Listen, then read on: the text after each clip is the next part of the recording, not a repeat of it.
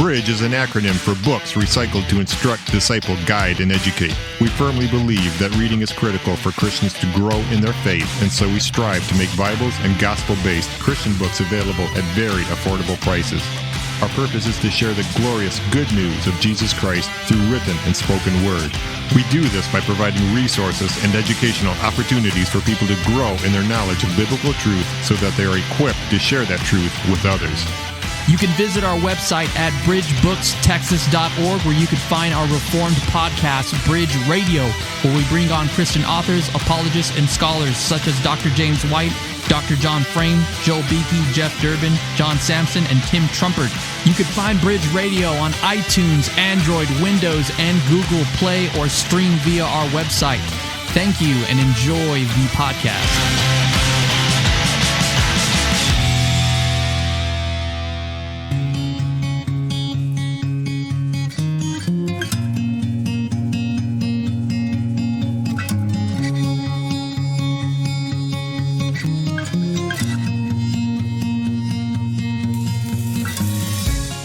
But in your hearts, revere Christ as Lord. Always be prepared to give an answer to everyone who asks you to give a reason for the hope that you have. But do this with gentleness and respect. 1 Peter 3:15. And welcome back, ladies and gentlemen, to another episode of Bridge Radio. I believe this is episode number 49. Wow, we're actually at episode number 49, AW. Wow, yeah. Yeah. It's really good. And so I'm your host, as always, Julio Amado Rodriguez, and welcome back to another episode of Bridge Radio, coming at you from the great state of Texas. Proclaiming the gospel fearlessly and faithfully. And as always, I have the theologian himself across from me, Mr. A.W. Vrilla. How's it going, man? You were telling me this morning that you were sick. Oh, yeah, I was a little under the weather yesterday, so, yeah, needs to say I'm recouping, so, but feel way better. Yeah? Yeah, I was shut down yesterday. What happened? Tell our audience what happened. Just let's say I just ate something and didn't sit so well, and then, and that's it. Yeah. Without all the details. Without all the details, let's just say I got some food poisoning and didn't sit well. But I can't believe that food poisoning can do that to you. Shut your body down like that. Yeah, food poisoning gets wicked. I also as well was a little under the weather. For our listeners who are listening, if I could definitely get some prayers. I've been dealing with a health issue for the last 2.5 years with my left ear. We don't really know what's going on with it, but it just makes me feel absolutely awful. I've been sick. We actually have to reschedule the last podcast. For those who are listening to this one or our last podcast, we were supposed to have Jeff and Chris on talk about discipleship. Yeah. But we're going to have to reschedule that. Yeah. Both me and Abe were down, so we apologize. That one will be scheduled, it looks like, after this podcast. After this podcast, so episode 50. So yeah, be praying for us. Abe looks like he's good to go, though. Yeah. All right, guys. Well, our topic for today, it's going to be on, did Jesus exist? So, and Abe's laughing because I told him, hey, this is the podcast that we're going to be talking about, the topic, and he was like, really? People actually believe that Jesus did not exist? Yeah, I was surprised at that. I guess I'm not too familiar with that position. That line of thought. Because even the people that don't believe that Jesus was, God, they believe him as an historical, historical figure that lived in a certain time in history. Right. So this is going to be exciting for me. Interesting. Yeah, definitely. So we're going to be bringing back on a third time. He's been on the program third time. So we'll introduce him right now. But anyway, guys, if you're new to this podcast, please subscribe to us on iTunes, Android, Windows, Google Play. We're currently developing our Bridge app, and we got a lot of podcasts prior to this one that you can go check out. We recently did a series on the doctrines of grace. John Frame, James White, and Joel Beakey came out, and we recently had Dr. Michael Whitmer come on to talk about his book, Worldly Saints, or Becoming Worldly Saints, and he's really pretty much unpacking the question, can I serve Jesus and still enjoy my life? Mm-hmm. So there's a lot of Christians that would say no, but we say yes. And our last podcast, too, we had a part 2 on the spiritual gifts. We had Phil Johnson come on, and we talked about cessationism. and that was a really good podcast. So be sure to just check out our prior podcasts. We have different topics, apologetics, Christian scholars, ranging from all sorts of different discussions. So we just encourage you guys to go check that out. If you want to support our ministry, please visit us at bridgebrookstexas.org. Hit our About/Giving tab, and you could support not only this podcast, but just a ministry that is absolutely focused and dedicated on discipling non-believers and believers, and having Bible studies, and just equipping believers and churches with good biblical material that they could just grow and flourish in. So we just ask for that support. It allows us to do what we're doing here today, and just provide this podcast not only to our community but out into the nations. So it's exciting to see the podcast. I was which one was it? I think it was episode 46. And we had another listener from Australia. Yeah. We have like a following from Perth, Australia. It's like a little group that we get emails from. It's awesome. Yeah, and it's so interesting. Yeah, I've always go ahead. Well, shout out to Perth, Australia. And all our mates from out there. All of our mates. They're like, oh, those Americans are rolling their eyes. Hey, that's okay. We love you guys. Thanks for listening. All right, ladies and gentlemen. Well, let's go ahead and dive into our topic. Like I said, the guest that we have on today, he's a friend of the ministry. He's a brother in Christ. He's been on the program before. He's known by Inspiring Philosophy. You could catch him at his website. He's also has a YouTube channel, and this brother is very dedicated to creating a apologetics library in defending the Christian faith, and he does an excellent job editing down videos, and they're just very solid, scholarly videos that I highly recommend for people to go watch. And so and welcome back onto the program, none other than Mr. Michael Jones. Man, how's it going, man? Good. Thanks for having me back on again. I appreciate it. Yeah, no, it's always a pleasure to have you on. Recently, you went on the Non Sequitur YouTube channel, which I believe, you can correct me if I'm wrong, but it looks like they hold a lot of debates, right? Yeah, it's run by a couple of atheists, I know, skeptics, and they try to host a lot of debates between different various things. I mean, they don't just focus on theism and atheism, but they do a whole bunch of topics related to that. All right, yeah, so you went on the Non Sequitur show, and you debated another YouTuber by the name of Godless Engineer. I personally don't know a lot about him. I've never heard of him, but both of y'all went on the Non Sequitur YouTube channel to debate a specific topic, which is on the existence of Jesus Christ. And I guess overall, how did you feel that you did? I think I did better than expected. I mean, this was back in, I think, March or something. Right. And I meant after the debate, you mentioned you wanted me to come on and talk about it, and we had to delay it for a little bit of time. But yeah, it was basically what I kind of expected, and also was a little, like, it kind of went a little bit more than what I expected to. Right. I mean, because the Jesus mysticist theory that Jesus never existed is just absolutely ridiculous. And when you get anyone in a room who tries to argue this theory, it's very easy to point out all the flaws in their theory and why it's just absolutely ridiculous. And so, yeah, I'm not surprised the debate went that way at all. It just was, as some people were telling me, it was a metaphorical bloodbath. It was. And this is for our listeners. I'm going to link both part 1 and part 2 to our website and to this podcast description, because that's honestly what I walked away with. When it comes to this subject, I already know it's like really fringe, ridiculous.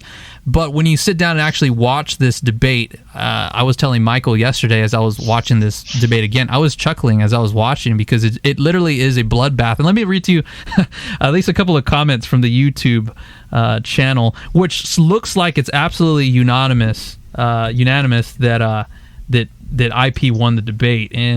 And again, this is from an atheist YouTube channel, but someone said, "That was brutal. GE, which is Godless Engineer, is actually a great example for your common internet atheist, thinks he has it all figured out and crumbles at the first intellectual encounter." So I guess for our listeners, Michael, for those who don't know what the Jesus mythicist sort of perspective is, can you kind of give an overall kind of brief summary of that? Yeah, basically anyone in that group should believe Jesus did not exist. Okay. They believe that Jesus was a mythical figure, sort of invented like, you could say like Zeus or like any other pagan deity out there. He never actually walked on Earth. He never was born of a woman. Okay. He was just a mythic figure. People writing down 30 or 40 or 100 years later made this whole story up. Okay. And another thing that I noticed in the debate, Godless Engineer said, I'm a minimal mythicist, and I don't know what that really means, because it kind of seems like to be a mythicist, you're rather all in or not. I don't know if you kind of... What does minimal mythicist mean? You rather don't believe he existed or you don't. So I kind of didn't get that perspective, but I don't know if you probably know him more than I do, and if you kind of clarify that. Well, I mean, this whole thing is a fringe theory. So I think he opens up the debate and says, I don't believe any of those fringe theories. I'm like, you are believing a fringe theory. You're right. But a minimal mysticist is someone who just would say Jesus didn't exist. But some mysticists go further and they say, well, the disciples also didn't exist. And Paul didn't write any of his epistles. And maybe Paul didn't exist. And Nazareth didn't exist. And you have the really extremes who say this was all made up at the Council of Nicaea. All the early church fathers and everything was just all invented at that point. So you have like really extremes, and then you have really minimals who were just saying, yeah, there was a guy named Paul, there may have been a Cephas, but there was no Jesus. They invented it. They made it up. Okay. All right. So that clarifies that, at least with his position, because I really don't know the various degrees, but that definitely clarifies it up. So would you at least say that the Godless Engineer doesn't hold to like some really wacky nutty position? Yeah, I know, but that's like saying, well, I mean, he's only a 9/11 truther. He's not a Holocaust denier. It's still crazy. Right. I mean, I'm using that as an analogy, but you get kind of the idea. Just denying Jesus existed is a ridiculous position to hold to. Right. Yeah. When you entered the debate, one of the things that the Godless Engineer, what kind of threw him off, is that you were arguing on the basis of the historical Jesus, and specifically you were using hostile sources. So if you could talk about that for a moment, and what are some of the outside sources that we could point to and some of your favorites? Yeah, first of all, when you argue for Jesus existed, you don't even have to use New Testament or Christian sources, because there were other early writers who mentioned that Jesus existed. He was, put under the death penalty under Pontius Pilate. He was preaching in Judea, things like this, just very minimal amount of facts.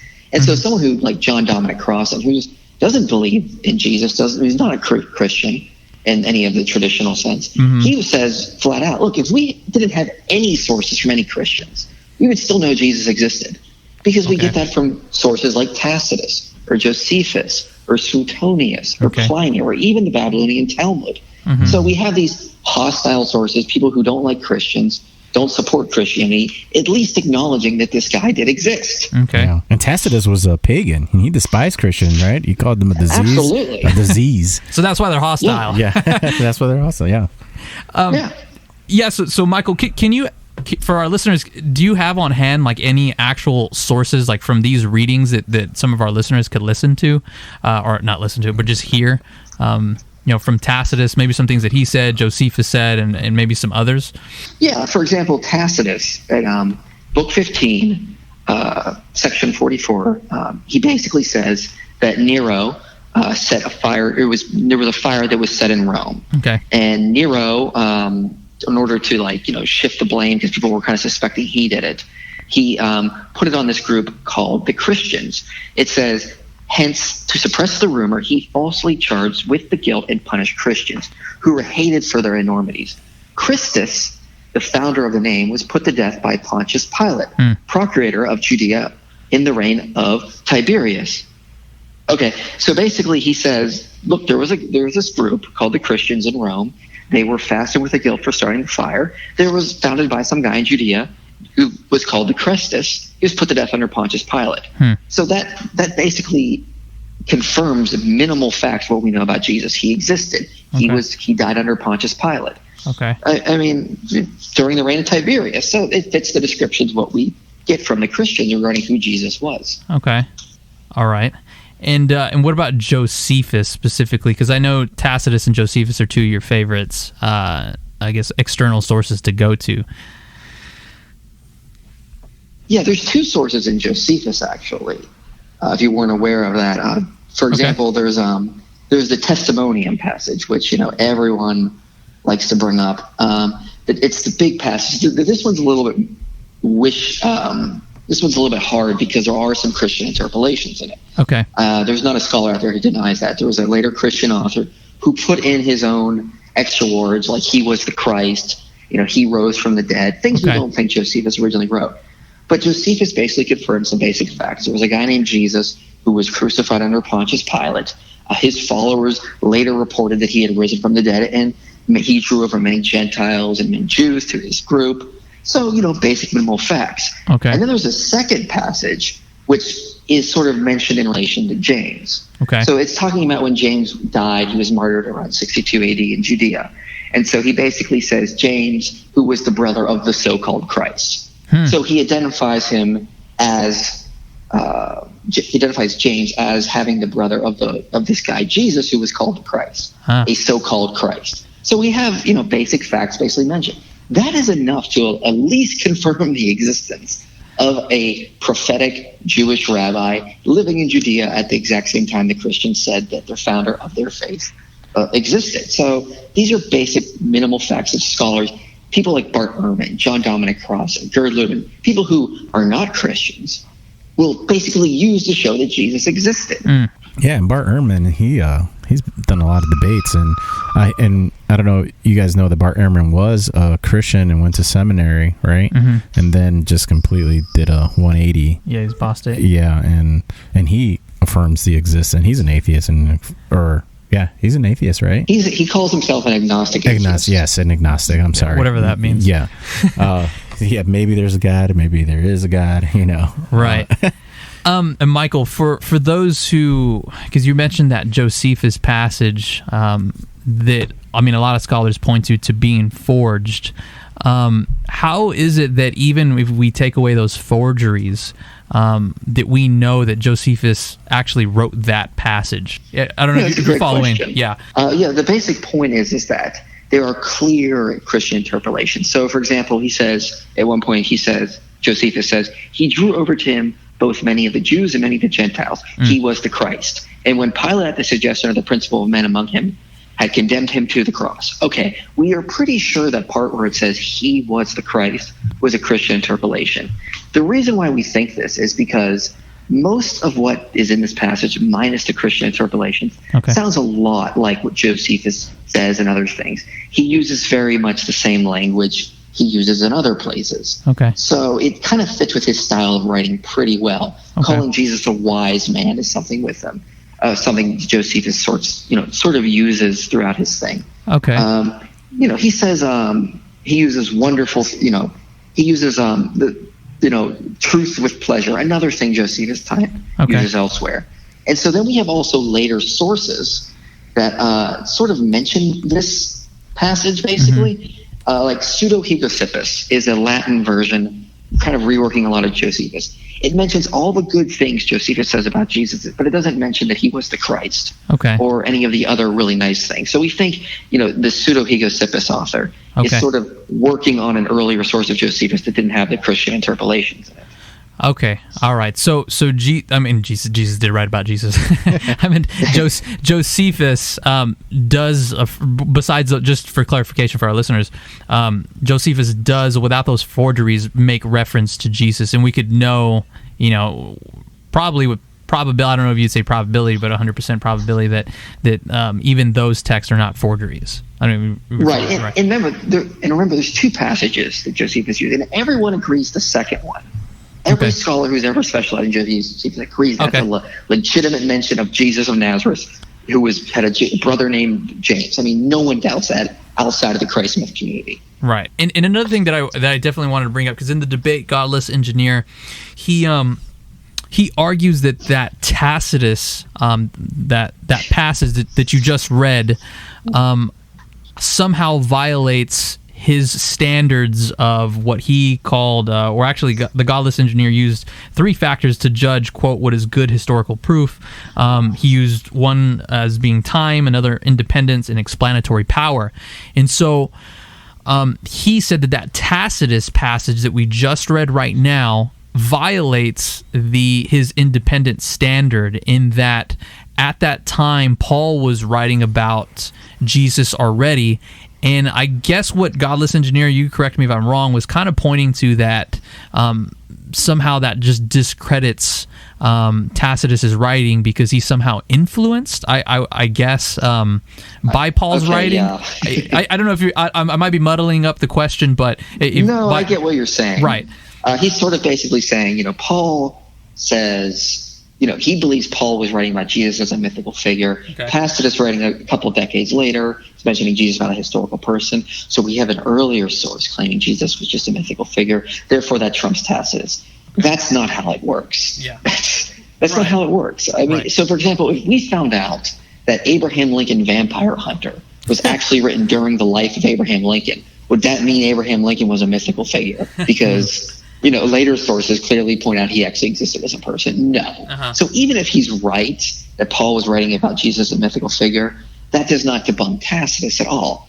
For example, Virgil wrote all these wonderful things about Emperor Augustus and said he was a son of the gods. He ascended into heaven. We think there was actually an emperor named Augustus. Just because someone was writing these magnificent things about him, that does not somehow prove that he didn't exist. Okay. So, and the other thing is, Paul very much thinks Jesus existed. In Galatians 4:4, he says Jesus was born of a woman, a Jew, had a ministry to the Jews. In Romans 1:3, he says he was a descendant from King David. In Galatians 1:19, he had a brother named James, which is interesting because in that passage, Paul says, I met with Cephas and James, the brother of the Lord. Okay. So mysticists will want to say, he's just using brother as sort of like, a metaphorical term. Like, you mentioned I was a brother at the beginning of this podcast. Right. Uh-huh. Well, then why doesn't he say Cephas was a brother? It's pretty clear in the context. He says James is his biological brother. Yeah. Right. Otherwise, he would have said Cephas is also his brother. Right. In 1 Corinthians 11, he says Jesus initiated the Lord's Supper and referred to the bread and the cup. Mm-hmm. At 1 Corinthians 11, so he says he was betrayed on that night. I was in 1 Corinthians 2, he was handed over to earthly rulers, the archons. Okay, in 1 Thessalonians 2, it says Jewish authorities were involved in Jesus' death. Jesus died by crucifixion in 2 Corinthians 13, and Jesus was physically buried in 1 Corinthians 15. Okay. So Paul very much thinks there was an actual person who was doing all these stuff. He's not talking about Jesus in mythical terms and stuff that wouldn't happen on earth among other people that interacted with him. That's just absurd. Right. And Josephus, as a historian, he would have to been talking to people and getting this information to be accurate about what he's writing. Wouldn't you think? Absolutely. Yeah. And for example, Tacitus would have to do the same as well. Yeah. Tacitus is very interesting. He'll tell us at times when he's skeptical of cases. Okay. He'll say, I'm not sure if this was true, or this was I'm not sure where the origin of this report was. In the passage of Jesus, he's not even, no doubt, there was a guy, he existed, he did this, and he doesn't have any doubt about this at all. It's just assumed that it's obvious this guy existed. And by the way, I mean, aren't these two guys two historians? Like very, very well-known historians, Josephus and both Tacitus. Yeah, they're Tacitus is actually probably our best historians from the ancient world. Okay. He doesn't get a lot of facts wrong. He gets minimal facts wrong. And if he's skeptical of something, he'll tell you. Right. He's doing very... I mean, I when you read scholars that specialize in Tacitus, it's nothing but praise for how objective he is and how wonderful he is and how he always seems to get things right.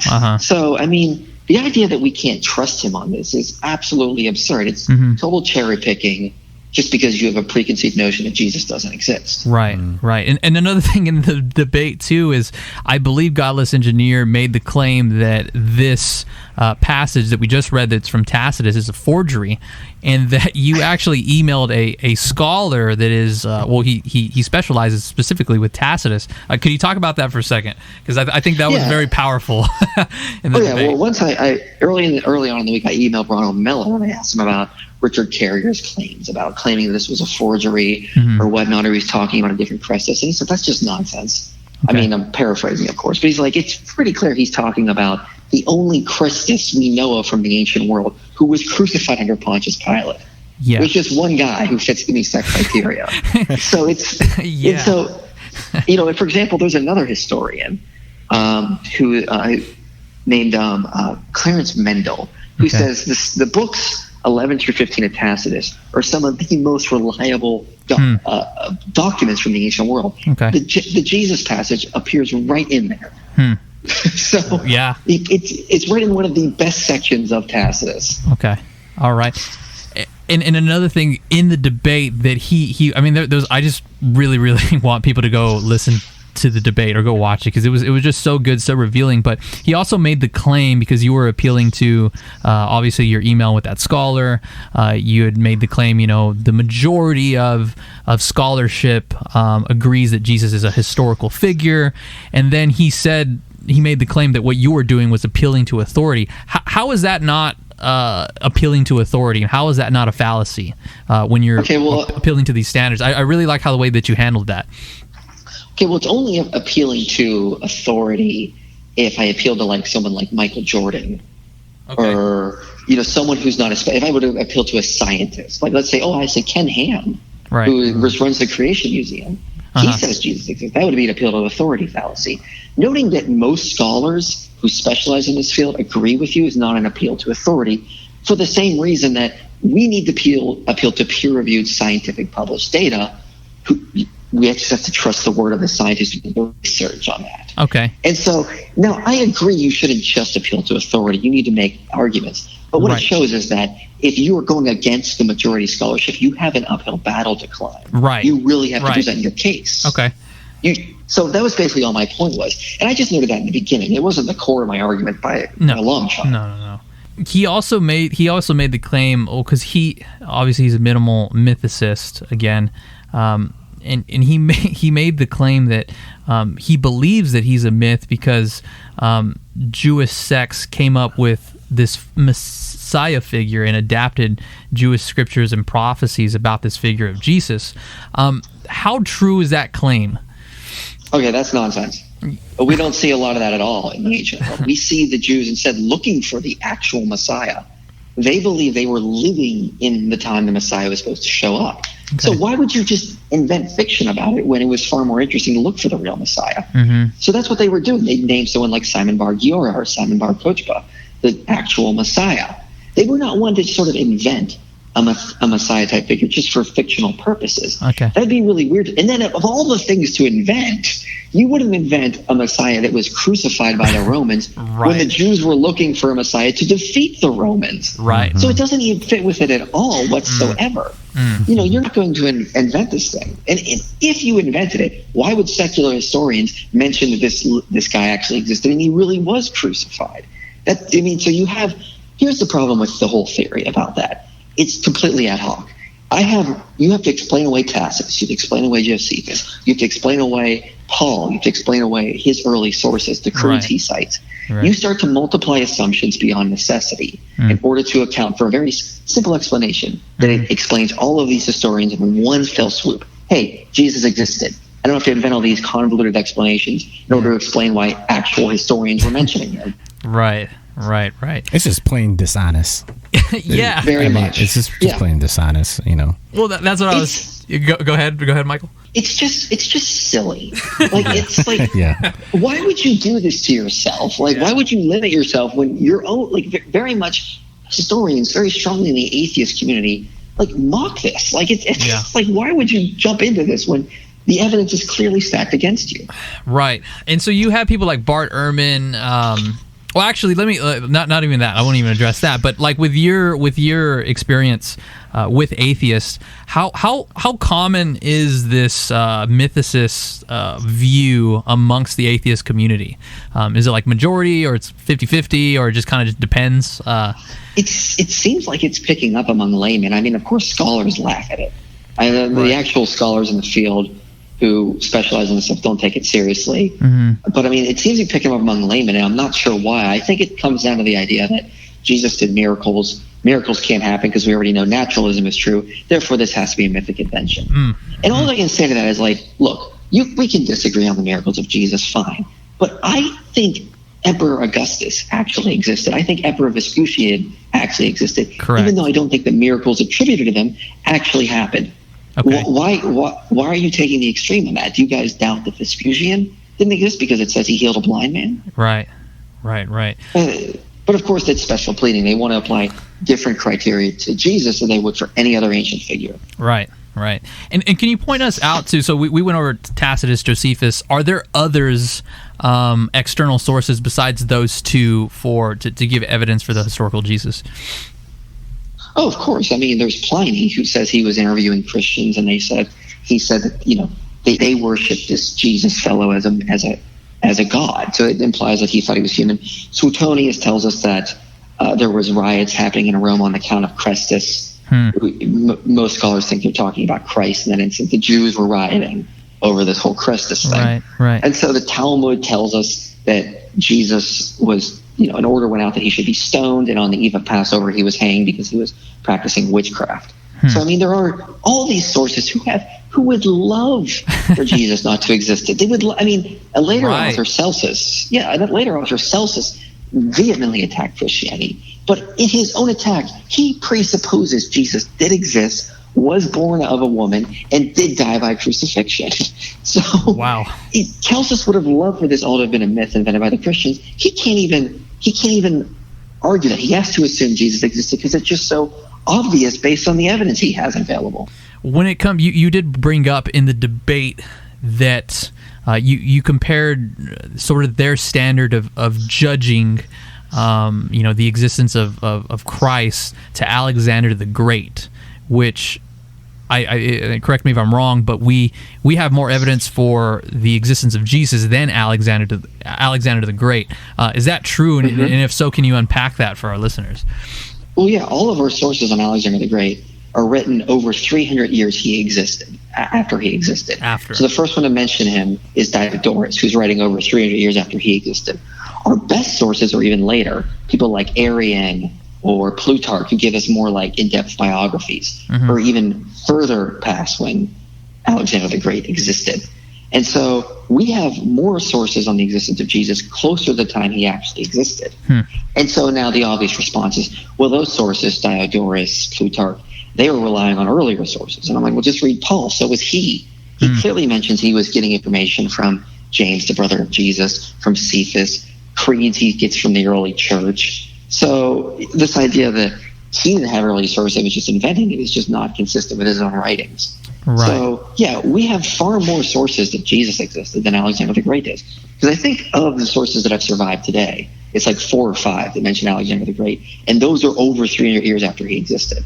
Wow. And they of course, contain miracles. Like, they say that the waves obeyed his commands. They say that he was the son of Zeus and these sorts of things. So no one thinks that, but we obviously think some commander actually existed. Well, I can't help to think about Luke, when he's writing that, and in the introduction of Luke 1:1, he says that just as it was handed down to us from those from the beginning were eyewitnesses and servants of the word, it's fitting for me as well, having investigated this very carefully in the beginning to write this out for you in a consecutive order, most excellent Theophilus.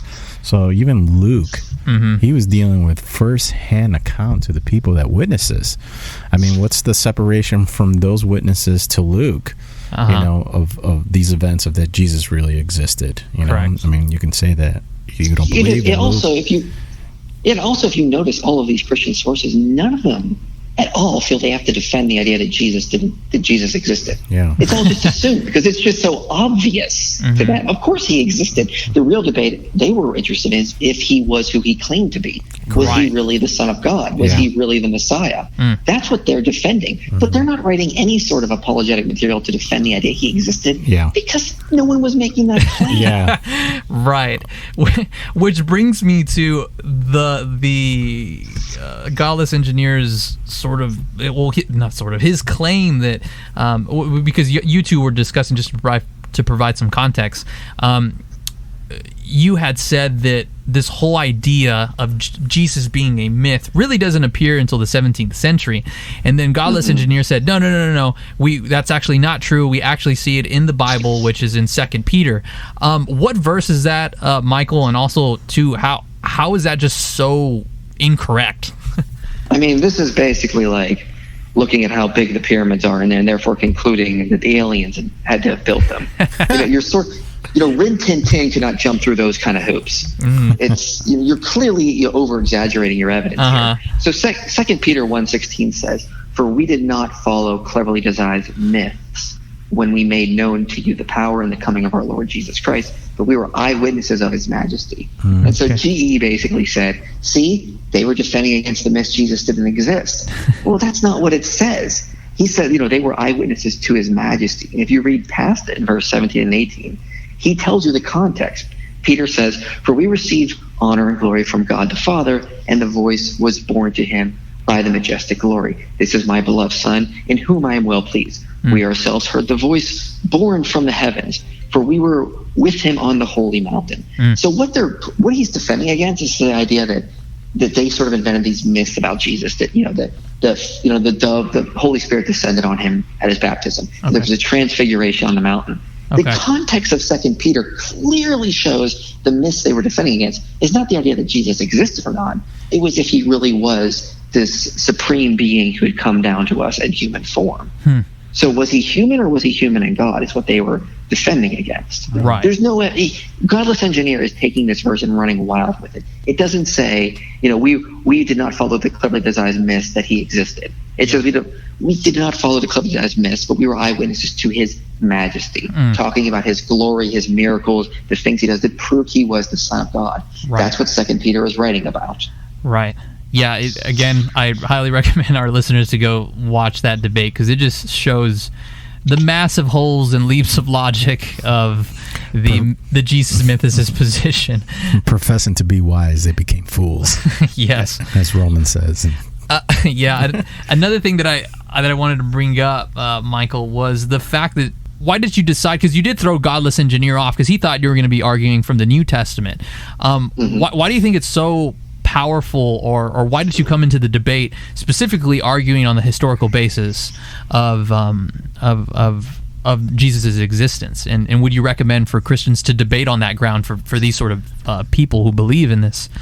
Well, that's a standard apologetic tactic that a lot of apologists use, because it's sort of just, crippling yourself to show them how much evidence you really do have. Okay. I was planning on doing that beforehand, but I also what I did was I was monitoring Godless Engineer throughout the week before the debate to see what he was saying, what he was doing. And I noticed he, on Twitter, saw my Reliability New Testament series. And so I sort of thought, well, I think he thinks I'm going to argue from that series. And let's just, I won't, because, he sort of kind of revealed his hand before he should have. So it kind of gave me a little bit of firepower there. But I was going to do this anyway, because, this is... when you want to argue Jesus existed, it's so easy. You don't have to use all your sources. I could have made the case from just Tacitus alone. Right. That's how good. That's because Tacitus is quite clearly talking about him as an actual real person. But I mean, it's just for I always encourage Christians to argue against mysticists like this, because it just makes it easier. You could say, look, it's kind of like tying your one hand behind your back in a martial arts fight. You're basically showing there's so much. This is such an easy fight to win. I don't even have to use all my sources. Correct. And it just goes to show you, now you can argue from the New Testament. That's what Bart Ehrman did in his debate with Robert Price. He argued from what Paul said and what the words and stuff Paul uses. So you can do that. But a lot of people automatically assume you can't trust the New Testament because it's Christian sources, and we have to dismiss them outright because we can't trust biased sources, even though that's a quite biased claim to make. But it just goes to show you that if you can argue from hostile witnesses, people that would have preferred that Jesus never existed, and yet still acknowledge that he existed, it just makes your case even stronger, because they have no reason to lie or make up this fact. Yeah. Right. He also mentioned that the church fathers make no mention of the Tacitus passage or other references, I guess, to some of those hostile sources. Please unpack how that's just so ridiculous. Yeah, that's like basically saying that's like basically accusing me of not thinking Richard Dawkins existed, because I never cite him as one of my sources in my videos. Yeah.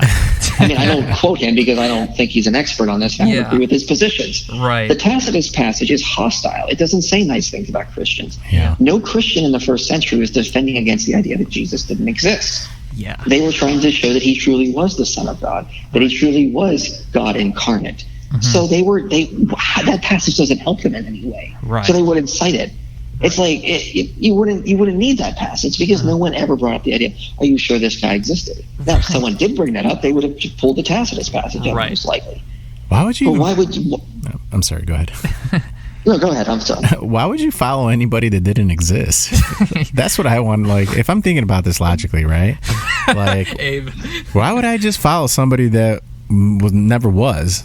I mean, I guess somebody can make them up and then you can follow, but like, I mean, I don't know. Well, they would argue that, when you look at pagan deities, like Hercules or Attis, the Attis cult, they obviously didn't exist. We all agree that.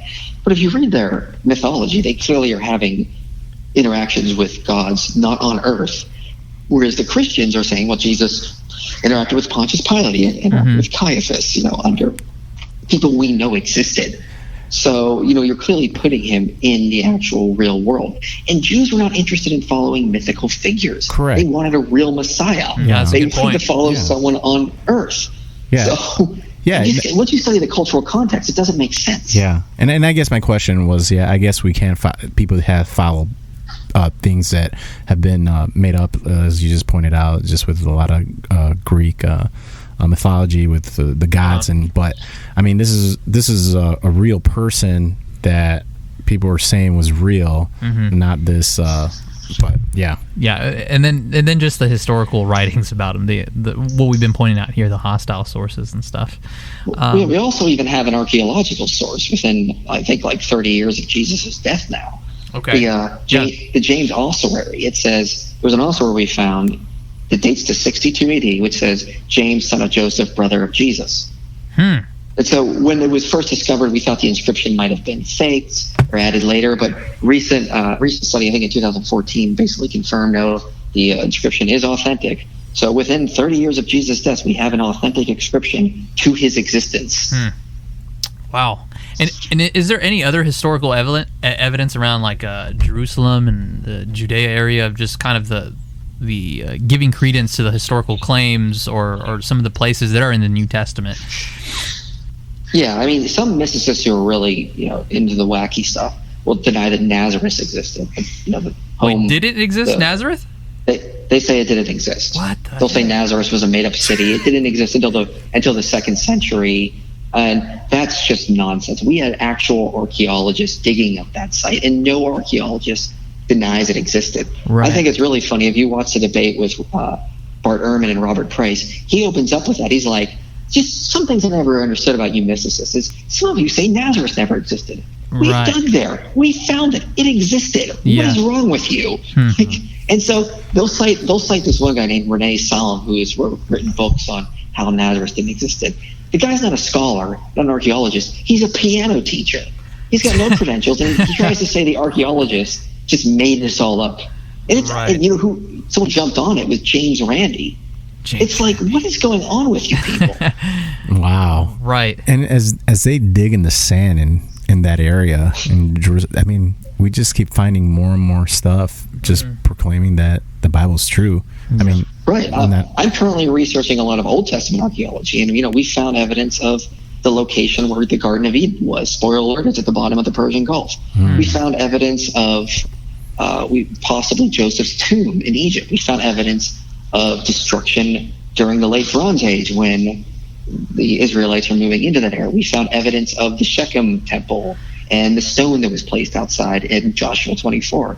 We found evidence of a lot of this stuff. And they just deny. I'll eventually do a series on this, probably starting sometime in next year. But I'll go through a lot of the Old Testament archaeology and whatnot. Yeah. You had posted too on the IP, the Inspiring Philosophy Facebook page. By the way, listeners, go subscribe to Inspiring Philosophy on YouTube and his Facebook page. But I did see that you had published I guess it was an article. I'm not sure how credible it is, but that they had found some coin of the prophet Isaiah, or was it Solomon? What was that about? There was a little seal that looks like it says Isaiah, and then the bottom line is sort of missing. But if you add like one letter onto the missing part, it'd be the prophet. So the Isaiah the prophet. Now the reason why, there's a debate because it could just mean someone had a last name similar to that. So it could just be Isaiah and his last name. However, the seal is like partially missing, so it could be Isaiah the prophet. Okay. All right. Well, it's a possible evidence. So I think it is, and I'll argue why later when I eventually get to that. All righty. All right, Michael, we're hitting up the 45-minute mark, man. You want to give our listeners a little bit of information on where to find you, website and stuff? I like always, Bridge Ministry, we highly appreciate Michael Jones's ministry and what he's doing. Excellent videos, man. So if you just want to give our listeners that information, that'd be awesome.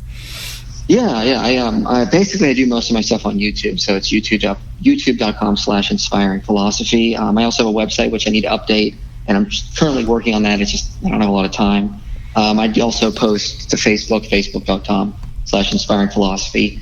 I'm going to start doing a series this winter on objections to theism, like the problem of evil, problem of suffering, the omnipotence paradox, omniscience paradox, things like this. And then next year I'm going to start going through Genesis and going through archaeology and theology and cultural context. So I'm really going to hit that hard for a while, and eventually I'll get to evidence for the Exodus and Joseph and all this stuff as well. Awesome stuff. And any future debates you plan on in the future, or anything lined up like that? Nothing right now. There's an atheist channel called, I think, Fully Deconverted, that's going to interview me, I think, on the 3rd or sometime early in September. They said it's not going to be so much of a debate, but we'll see. I don't know how you can just interview someone and not debate if you disagree on these topics, but yeah, we'll see. But so that should be coming up soon. But yeah, I'm going to just keep pushing forward on videos. My next video, I just actually did a video on godless engineer on my channel, because he argued that Jesus was based off the Sumerian goddess Inanna. So I did a video debunking that nonsense. Oh man, it's like the crap I have to waste my time on because people think it's credible is absolutely ridiculous. Yeah, you sound a very busy man just doing all this. Yeah. Wow. You know, it's low hang. I admit it's low hanging fruit, but people do believe that stuff, so it needs to be addressed. Right. Yeah, and that's something that I do want to bring up, because I believe when we had JP Holding on when we first started this program, he's an excellent apologist too, and he loves to debate the Christ mythicist, and he actually has like a whole, looks like a textbook that's dedicated to this topic, and that and he addresses the pagan copycat theory, which is what Michael was just mentioning right now, that people believe that Jesus is a copy of other pagan deities and religions and stuff. But yeah, I highly recommend people go check that out. Gosh, I forgot what I was getting to. I was going somewhere and just completely slipped my mind. Anyway, Michael, we're already hitting up the top of the hour here, but hey, thank you so much for coming on, brother. It's been a pleasure doing this podcast again. Yeah, thank you very much, Michael. It was a pleasure to meet you. Yeah, I'd love to come on anytime. Yeah, absolutely, especially once you get some of this work that you're doing in our next. Is it this year or next year that you're going to start on the archaeological evidence and Genesis and the Exodus? I'll probably upload my video on Eden in May of next year, because I need to do the problem of evil, problem of divine hiddenness, all these other objections to see of them. And then I'm just going to hit Genesis 1, and I'm going to go straight up to Genesis 11. I'm going to do archaeology of the flood, archaeology of whoever Nimrod was. Spoiler alert, I think it was Sargon of Akkad. Okay. I'll do Babel, all these things around that area. So I'll start that probably in May of next year. Okay. Awesome. By the way, I recaught what my thought was. JP Holding was talking about the ridiculous claim that the virgin birth was from some pagan mythology, and when he got down to it, it was the in that pagan mythology that I guess being born of a virgin is coming out of the side of a rock or of a mountain. Mithra. Yeah, Mithra. I forgot what it was. Yeah, and we just hear this kind of stuff, and it's just nonsense. This goes back to what I was going to get to, is that I have my pastor of my church, his friend left the faith because of this nonsense that Jesus is not a historical figure, that it's just all a pagan copycat kind of religion. So when Michael Jones is talking about that, this is kind of low-hanging fruit, but you got to deal with it because it's leading a lot of people astray. Wow. We highly appreciate what Michael's doing and just kind of dealing with this nonsense, because you got to deal with it. Yeah, thank you so much. So anyway, we'll see you back on the next podcast, guys. I think it's going to be on discipleship. We should be getting Jeff and Chris back on. Yeah, discipleship within the church membership. We did discipleship, kind of just an overview. Now we're just going to bring it down what it looks like in church. So yeah. Right. All right, guys. Well, we'll see you on the next podcast. What is your only comfort in life and in death? And that is that I am not my own, but belong body and soul in life and death to my faithful Savior, Jesus Christ. And we will see you on the next podcast. Thank you. Later.